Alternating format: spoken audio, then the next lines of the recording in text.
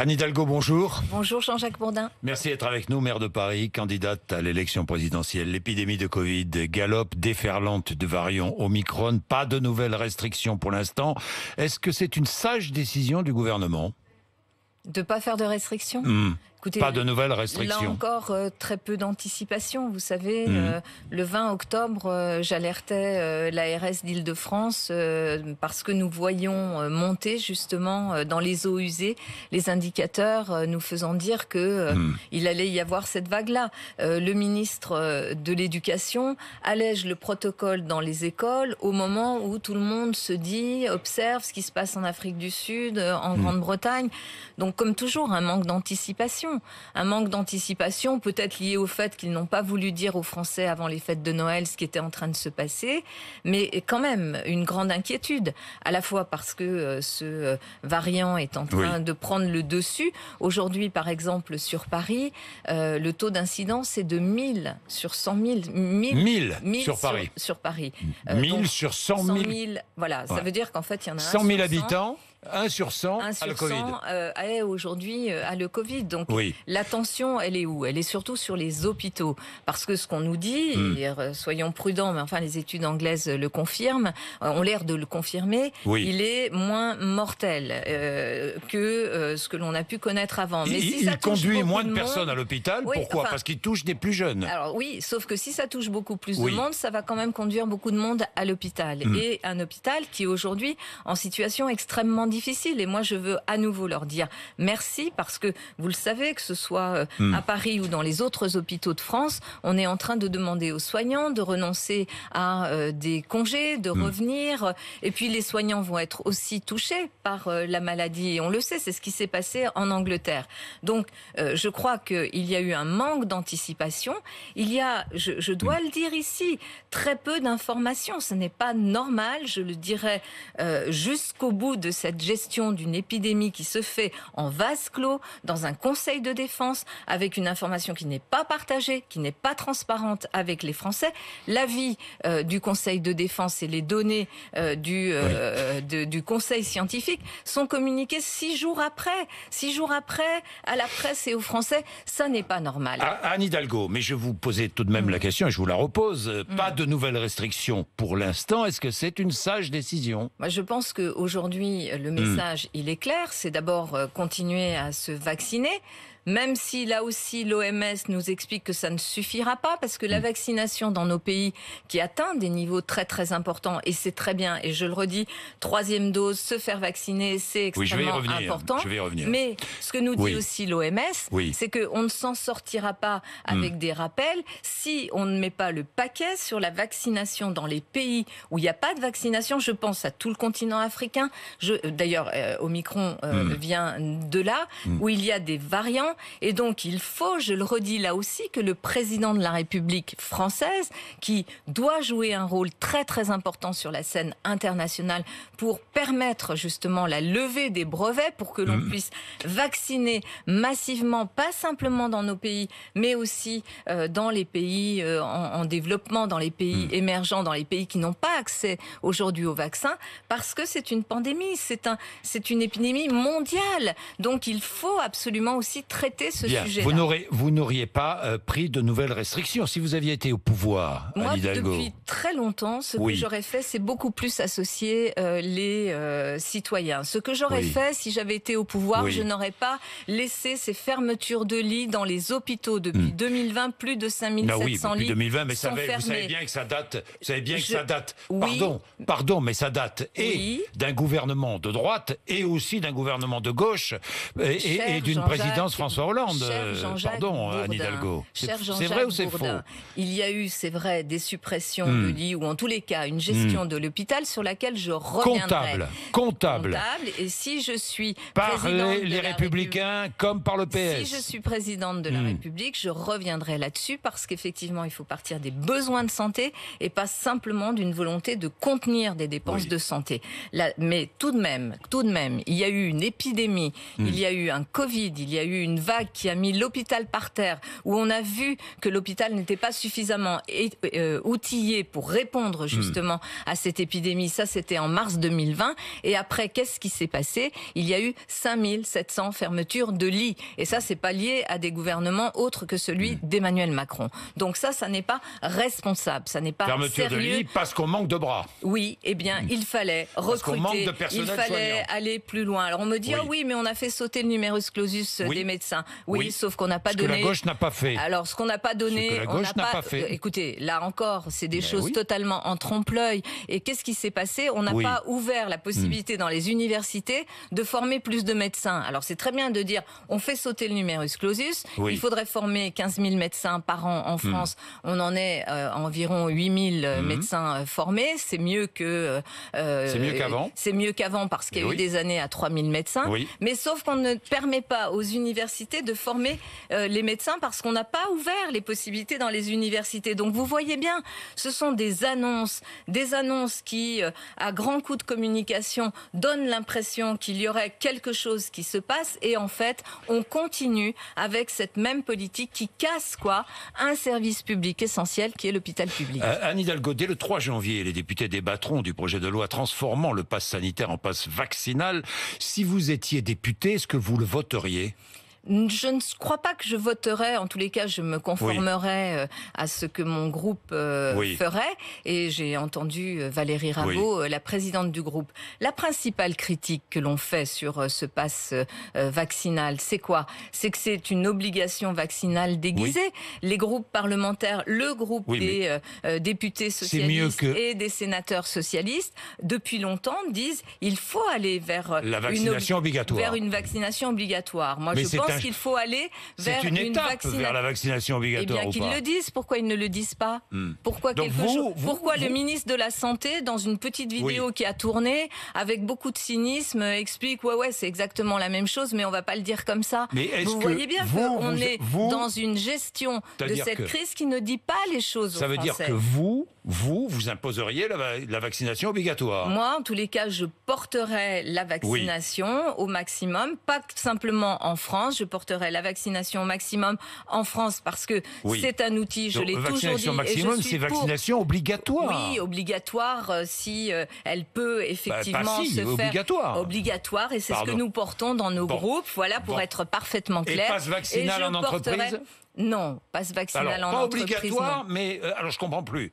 Obligatoire, mais pas obligatoire en entreprise. Écoutez, si vous faites l'obligation de vaccination, l'obligation de vaccination, c'est pas aux entreprises de la contrôler. C'est chacun qui doit attester de son obligation de vaccination. Elle sera obligatoire en entreprise. Et elle sera obligatoire partout, mais avec des sanctions.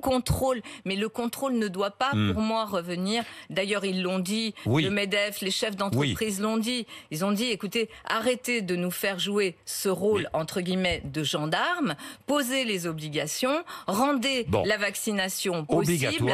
Vaccination obligatoire, avec des sanctions. Mais des sanctions de quoi? Enfin, les sanctions, elles sont dans l'usage. Elles sont dans l'usage de ce que l'on peut faire ou pas faire. On va pas mettre les gens en prison, Jean-Jacques Bourdin, parce qu'ils seraient pas vaccinés. Je pense qu'il faut recréer les conditions. Il faut, si vous faites l'obligation de vaccination, et bien sûr, vous pensez à la sanction. La sanction, elle se fait comment? Par le fait que des gens qui n'ont pas cette obligation de vaccination ne peuvent pas, en fait, mener une vie normale. D'accord? C'est le pass vaccinal.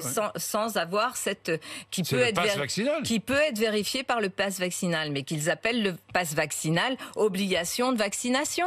Appelons les choses par leur nom, ce qu'ils ne font pas depuis le début. Et deuxièmement, j'insiste, parce qu'on ne s'en sortira pas si on ne fait pas une vaccination dans les pays qui aujourd'hui n'ont pas accès au vaccin. Le président de la République avait dit qu'il s'impliquerait, il ne s'est pas impliqué. Il n'a pas fait bouger les lignes. Il faut les faire bouger à travers l'Europe et les faire bouger, comme d'ailleurs le souhaite l'OMS, parce que sinon on aura des variants qui émergeront ici et là $100 pendant encore des années. Pour un rappel, propose le maire de New York. Pourriez faire la même chose?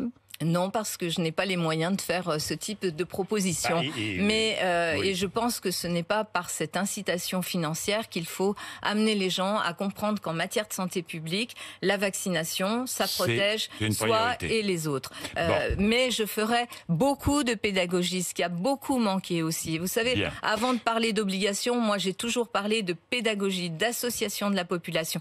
Ce qui n'a pas été fait, parce que quand vous gérez une épidémie à partir d'un conseil de défense sanitaire, c'est-à-dire où tout est secret défense, où vous ne partagez pas l'information, eh bien ça ne peut pas permettre à la population de comprendre elle-même. Et les Français, je vais vous dire, Jean-Jacques Bourdin, ils sont quand même héroïques, parce que avec toutes ces informations, ils arrivent quand même à trouver leur chemin, ils arrivent à se débrouiller par eux-mêmes. Par exemple, ce qu'a fait Joe Biden, qui est quand même quelque chose de très positif, c'est qu'il a dit, moi je propose que tous les Américains puissent avoir un kit de dépistage pendant les vacances de Noël pour qu'ils puissent se tester régulièrement chez eux, faire des autotests et savoir si ils sont, puisqu'ils vont être en contact avec leur famille, avec des personnes âgées. Et je pense qu'il faut faire beaucoup de... Le test est gratuit en France quand on est vacciné. Quand on est vacciné, il est gratuit, mais on pourrait proposer... ça revient au même. Ça revient pas tout à fait au même. On pourrait proposer, par exemple, des autotests aux familles. Ce que j'aurais fait, c'est beaucoup plus de pédagogie, beaucoup plus d'association de la population, parce qu'une épidémie, demain vous allez recevoir un grand infectiologue, une épidémie, ça se gère avec la population, pas contre la population et pas dans une information tronquée ou des informations dans lesquelles on ne dit pas ce qui se passe. Le pass vaccinal, en fait, c'est l'obligation de vaccination. Anne Hidalgo, est-ce que vous vous retirerez si Christiane Taubira présente sa candidature ? Absolument non, bien sûr, c'est une candidature supplémentaire. Et moi, en ce qui me concerne, je propose, je l'ai fait, c'est ma responsabilité. Je vais vous dire pourquoi j'estime que c'est ma responsabilité de proposer une primaire de la gauche. Mais une primaire avec qui ? De la gauche ? Personne n'en veut. Alors, avec celles Attendez, Jean-Luc Mélenchon n'en veut pas. Éric Jadot n'en veut pas. Ça ne m'a pas échappé. Fabien Roussel n'en veut pas. L'extrême gauche n'en veut pas. Ce sera quoi ? Une primaire socialiste ? Alors, la population, elle la veut. Mais ce sera une primaire socialiste. Parce que vous avez quand même 85% de la population, des Françaises et des Français qui se disent plutôt de gauche, qui appellent cette primaire-là. Pourquoi une primaire ? Parce que c'est la meilleure façon de choisir de façon transparente. Il y a des propositions qui sont faites. Il faut bien sûr y travailler pour que le vote soit un vote qui donne confiance d'abord aux citoyens pour venir voter. Mais il faut se dépêcher quand même, non ? Bien sûr, je pense qu'on a encore le mois de janvier pour pouvoir le faire. Et la meilleure façon de choisir, parce que évidemment, Jean-Jacques Bourdin, quand on voit que tout le débat politique s'organise autour de 2 candidats de droite, 2 candidats d'extrême droite, avec les thématiques qui sont les leurs, que des questions comme le salaire des Françaises et des Français, le travail, l'école, la place de l'hôpital, tous ces sujets-là, l'écologie, ne sont pas traités, parce que tout ça est complètement, pardon du terme, cannibalisé par un débat qui se focalise autour des priorités de 2 candidats de droite et de 2 candidats d'extrême droite. Eh bien, quand on voit cela, moi, ma responsabilité de femme de gauche, qui suis chef d'un exécutif, je suis chef d'un exécutif dans la capitale de la France. Et qu'est-ce que je vois ? Qu'est-ce que j'entends et qu'est-ce que je comprends ? Que quand la gauche n'est pas rassemblée, la gauche qui veut gouverner ensemble, évidemment, il faut qu'elle ait envie de gouverner ensemble. Mais si elle n'est pas rassemblée, elle ne peut pas gouverner. Alors, parce que j'ai cette expérience et cette responsabilité, j'ai fait cette proposition. Donc, vous faites cette proposition. Pendant ce temps-là, Christiane Taubira prépare un programme qu'elle présentera début janvier. C'est ce qu'elle a dit. Donc, ce sera une candidature de plus, si j'ai bien compris. Absolument. Jamais vous ne vous rangerez derrière elle. Elle ne se rangera pas derrière vous. C'est pour ça qu'il faut une primaire. Mais je regarde les enquêtes d'opinion. Vous êtes à 3-4%, Anne Hidalgo. Croyez-vous que les Français aient envie que vous deveniez présidente de la République? Franchement. Ce sera à eux de le dire au moment de l'élection. Mais vous savez, moi, les enquêtes d'opinion, cher Jean-Jacques Bourdin, je ne vais pas les commenter ici.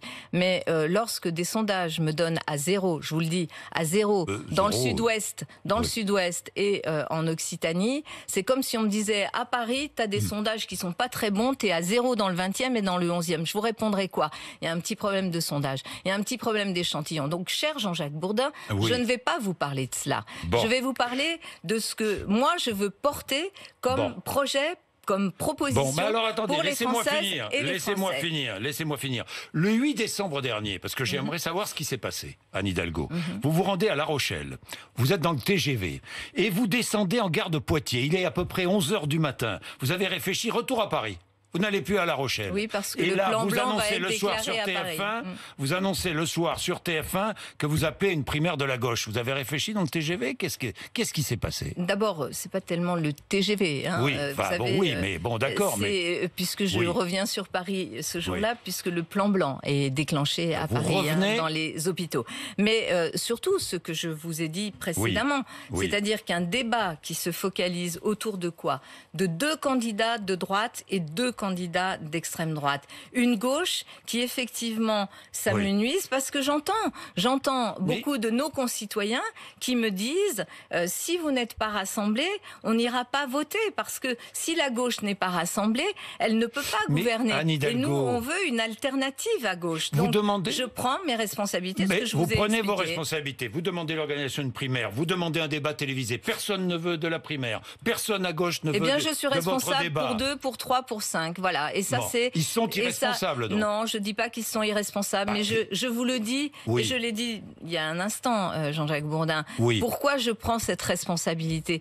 Parce que je sais que la gauche, si elle n'est pas rassemblée, celle qui veut gouverner ensemble, ne peut pas gouverner si elle n'est pas rassemblée. La deuxième chose, c'est que je suis chef d'une majorité, chef d'un exécutif, où je vois aussi, quand la gauche est rassemblée, c'est pas facile, mais c'est ma vocation, c'est ce que je fais à Paris depuis plus de 7 ans. Être à la tête d'une majorité où ça discute, ça débat, ça s'engueule, mais ça avance. Ça avance sur quoi? Sur des sujets majeurs, sur la transition écologique, sur le fait qu'on laisse personne sur le côté du chemin, qu'on fait une politique en matière de logement et de logement social, donc de logement accessible, qu'on fait une politique en direction des enfants, parce qu'on considère, je considère, et j'ai une majorité pour le faire, que l'école c'est essentiel et qu'à l'école, on doit donner à nos enfants, bien sûr, toute l'éducation, mais aussi tout ce qui doit leur permettre de se construire comme des citoyens. Parce que, avec ma majorité, qu'est-ce que je fais à Paris? Ce que font les régions, ce que font beaucoup d'élus dans les exécutifs locaux de gauche. On aide qui? Les étudiants, parce que vous croyez qu'on peut se satisfaire des files d'attente pour aller chercher des paniers repas, des étudiants qui sont ces enfants de la classe moyenne et des catégories populaires qui ne s'en sortent pas. Et nous mettons en place des politiques. Pourquoi? Pour aider les jeunes à s'en sortir. Parce que, qu'est-ce qu'on constate avec ce Covid et cette situation dramatique? Que les jeunes sont en grande difficulté, qu'il y a des problèmes de santé mentale dans le pays. Et nous, qu'est-ce que nous faisons, les élus de gauche? Qu'est-ce que je fais, moi, à la tête d'un exécutif de gauche avec une majorité? C'est d'apporter ces solutions qui sont utiles. Et vous croyez que je vais renoncer à cela? Que je vais me satisfaire que demain notre pays soit encore plus fracturé, encore plus divisé, parce que il y a à droite et à l'extrême droite une volonté de mettre à mal tout notre système de protection sociale.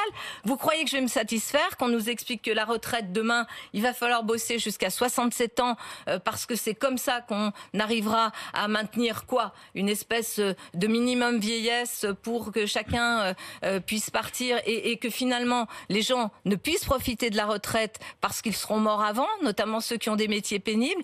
Je ne me satisfais pas de cela et c'est ma responsabilité de le dire. Et pour qu'on gouverne, il faut se rassembler. Et la meilleure façon de se rassembler, c'est la primaire. C'est la primaire. Vous voulez avancer, mais il y a un sujet qui n'avance pas, Anne Hidalgo. J'y reviendrai à chaque fois qu'on viendra ici. Sais. C'est la rue de Trévise. C'est faux, il avance. Mais c'est faux. Vous m'aviez dit la dernière fois que les indemnisations interviendraient avant la fin de l'année 2021. Nous sommes le 23. Oui, mais vous ne pouvez pas dire que ça n'avance pas. Est-ce qu'ils seront indemnisés avant la fin? Vous ne pouvez pas dire, cher Jean-Jacques Bourdin, que ça n'avance pas. Anne Hidalgo, il y a d'ailleurs... Anne Hidalgo, pourquoi cette promesse? Pourquoi m'avoir promis? Pas à moi. Moi, ça ne compte pas. Pourquoi avoir promis aux familles de victimes? Bourdin. Mais pourquoi? Jean-Jacques Bourdin. Oui. Ce que j'ai fait sur ce... D'abord, je veux dire, la ville de Paris, la maire que je suis, sera toujours du côté des victimes. Oui, mais ça, les victimes... J'ai mis en place... d'accord, mais les victimes veulent attendre une indemnisation. Oui ou non, est-ce que ça a a été voté, les 20 millions d'euros... Pourquoi m'avoir dit que ça allait être... Les 20 millions d'euros ont été votés. J'ai mis sur la table 20 millions d'euros. Hier, il y a eu une réunion. Hier, il y a eu une réunion. Il faut prendre les sujets sérieusement, avec ceux dont c'est la responsabilité. Et vous savez que nous travaillons avec les associations des victimes et les victimes. Alors, indemnisation quand ? Aujourd'hui, ça avance très très vite. Non, mais ça, à chaque fois, vous me dites ça avance. Non, Jean-Jacques Bourdin. Ce n'est pas la maire de Paris qui décide du quand. La maire de Paris, qu'est-ce qu'elle a fait ? Elle a mis 20 millions d'euros sur la table, ce qui n'avait jamais été fait auparavant. Et ces 20 millions d'euros, ils se discutent avec qui ? Avec les associations de victimes. Hier, le 22 décembre, il y avait une réunion avec ces associations de victimes, avec aussi, bien sûr, le gouvernement et le Premier ministre. Parce qu'évidemment, vous le savez, cet argent ne peut pas être utilisé sans avoir un certain nombre de critères. Quelle a été la conclusion de cette réunion ? La conclusion de cette réunion a été de dire, par les associations de victimes, qu'ils préfèrent, y compris prendre quelques jours de plus pour avoir un bon accord et pouvoir être sûr de pouvoir enclencher cet argent. C'est pas moi qui vais décider. Avant le 12 janvier ? Avant le 12 janvier, je l'espère, évidemment. Et on va tout faire pour que ce soit avant le 12 janvier. Mais ce que je peux vous dire, cher Jean-Jacques Bourdin, c'est que personnellement, je suis cette situation personnellement. Je suis y compris la situation de cette jeune femme qui m'importe beaucoup, à laquelle nous avons proposé des appartements. Il y en a un qui aurait pu être extrêmement intéressant, mais qui ne permettait pas suffisamment pour elle, compte tenu de son handicap de circulation. Je m'y intéresse personnellement. Ce que je peux vous dire, c'est que nous faisons les choses non seulement sérieusement, mais que par ailleurs, je vais finir là-dessus, Jean-Jacques Bourdin.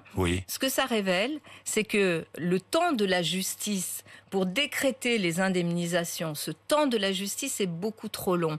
Et ce que je ferai une fois que ce fonds d'indemnisation sera mis en place, je travaillerai avec le gouvernement sur les modifications législatives qui permettront de ne pas laisser les victimes justement dans ce temps très très long de la justice pour leur indemnisation. Merci Anne Hidalgo d'être venue nous voir ce matin, RMC, BFM TV, 8h54.